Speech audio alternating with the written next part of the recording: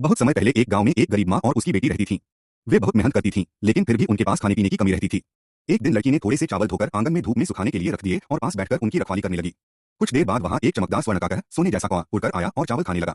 लड़की ने उसे भगाने के बजाय विनम्रता से कहा, कौए भाई, ये चावल मत खाओ। हम बहुत गरीब हैं और ये हमारे खाने के लिए हैं। लड़की की विनम्रता और सच्चाई देखकर स्वर्णकाकर खुश हो गया। उसने कहा, यदि मैंने तुम्हारा नुकसान किया है तो मैं उसकी भरपाई करूंगा। कल सुबह सूरज निकलने से पहले उस बड़े पेड़ के पास आना, मैं तुम्हें इन चावलों के बदले उपहार दूंगा। अगले दिन लड़की सुबह सुबह उस पेड़ के पास पहुंची। वहां उसने पेड़ पर स्वर्णकाकर का सुंदर घर देखा। कौए ने उसे ऊपर बुलाया और अपने घर के अंदर ले गया। वहां बहुत सारे बड़े बड़े और छोटे छोटे डिब्बे रखे थे। स्वर्णकाकर ने कहा, तुम इनमें से कोई भी एक डिब्बा चुन सकती हो। लड़की ने लालच नहीं किया और एक छोटा सा डिब्बा चुन लिया। स्वर्णकाकर उसकी सादगी से बहुत खुश हुआ और उसे वह डिब्बा दे दिया। लड़की घर वापस आई और अपनी माँ के साथ मिलकर डिब्बा खोला। जैसे ही डिब्बा खुला, उसमें से सोने के गहने और चमकदार चीजें निकल आईं। अब माँ बेटी की गरीबी दूर हो गई और वे खुशी खुशी रहने लगी।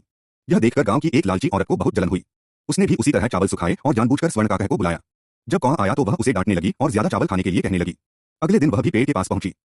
इस बार उसने लालच में सबसे बड़ा डिब्बा चुन लिया। लेकिन जब उसने घर जाकर डिब्बा खोला तो उसमें से सांप और कीड़े निकल आए। वह डर गई और अपनी गलती समझ गई। शिक्षा मोरल: हमें लालच नहीं करना चाहिए। विनम्रता और ईमानदारी का फल हमेशा अच्छा मिलता है।